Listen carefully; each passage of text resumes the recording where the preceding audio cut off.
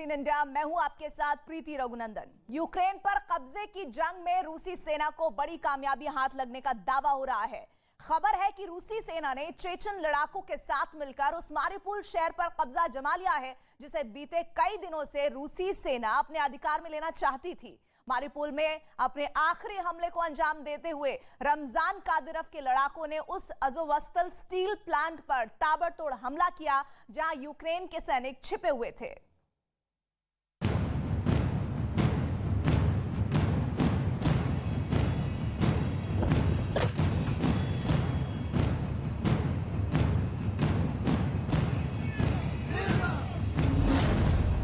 Putin की घातक सेना का जश्न।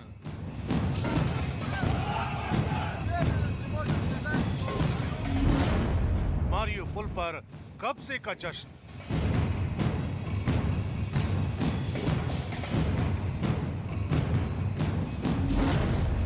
लाशों के ढेर पर पुतिन की सेना।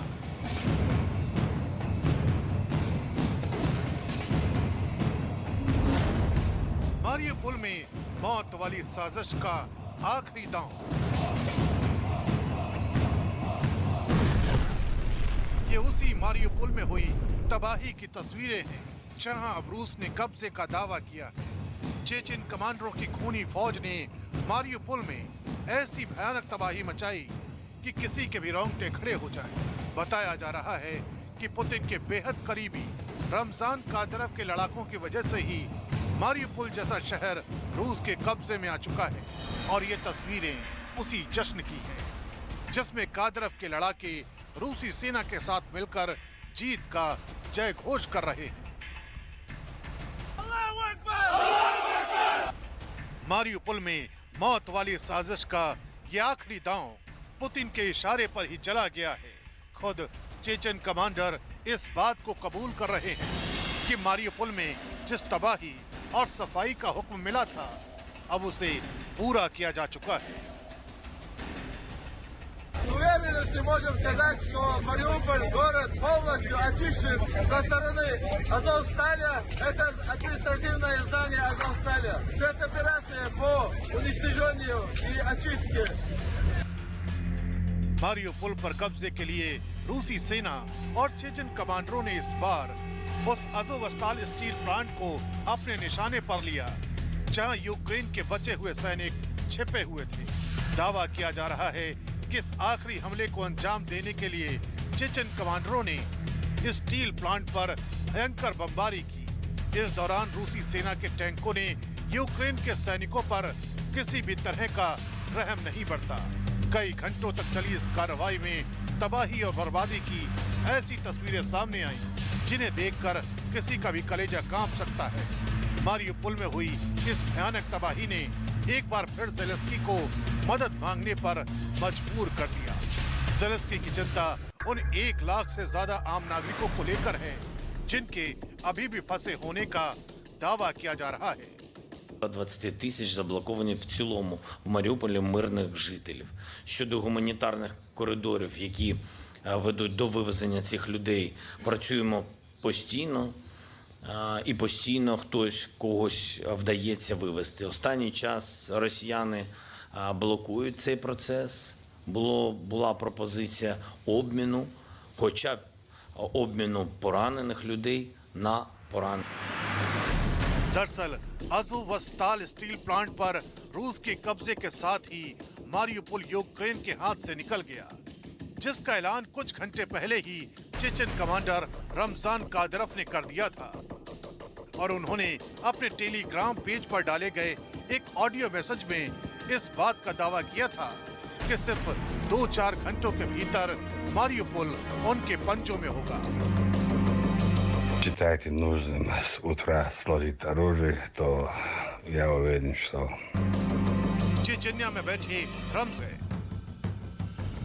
जिससे स्टील प्लांट और उसके आसपास के इलाकों में तबाही मच गई। यूक्रेन के जिन सैनिकों ने वहां से भागने की कोशिश की, वो रूसी सेना और चेचन लड़ाकों के हमले में मारे गए।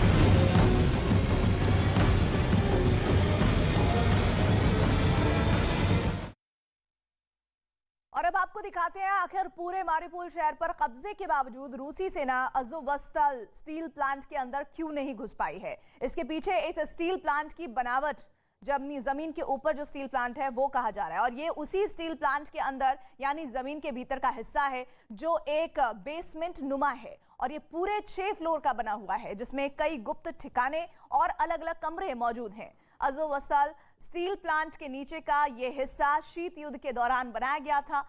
तब यूक्रेन सोवियत रूस का हिस्सा था और उस दौरान सोवियत रूस की अमेरिका से तनातनी चल रही थी। तब आशंका ये थी कि कहीं अमेरिका सोवियत रूस पर हमला ना कर दे, और अगर ऐसा होता तो स्टील प्लांट के अंदर का ये ठिकाना जो इस वक्त आप सामने देख रहे हैं जान बचाने के लिए सैनिकों के काम आता। और खास बात यह है, जो ये हिस्सा आप देख रहे हैं, इस खुफिया ठिकाने के अंदर बम और मिसाइलों के हमले का कोई असर नहीं हो सकता है, क्योंकि जमीन के अंदर इतनी गहराई में किसी भी मिसाइल के लिए भेद पाना आसान नहीं है।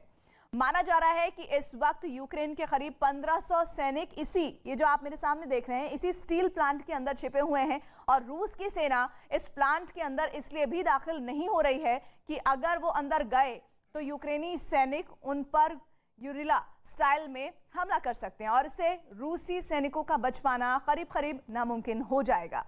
रूस के पास इस बेसमेंट को खाली करने के एक ही मात्र विकल्प मौजूद है, और वो ये कि इस बेसमेंट के अंदर केमिकल हथियारों से हमला किया जाए या फिर क्लोरीन जैसी गैसों का इस्तेमाल करे। हालांकि रूस के लिए ऐसा करना आसान नहीं होने जा रहा है, क्योंकि इससे वो पूरी दुनिया के निशाने पर आ सकता है, और मानवाधिकार उल्लंघन के इल्जाम लगेंगे वो भी अलग बात है, क्योंकि आगे भी इस तरह के इल्जाम लगते रहे हैं। और इधर रूस इस बात का लगातार दावा कर रहा है कि उसने मारिउपोल समेत यूक्रेन के कई हिस्सों को अपने कब्जे में ले लिया है, लेकिन अमेरिका की तरफ से इस बार भी ये साफ कहा गया है कि रूस न सिर्फ जंग से जुड़ी गलत जानकारियां दुनिया के सामने रख रहा है, बल्कि युद्ध अपराध की सच्चाई पर भी पर्दा डालने का काम कर रहा है।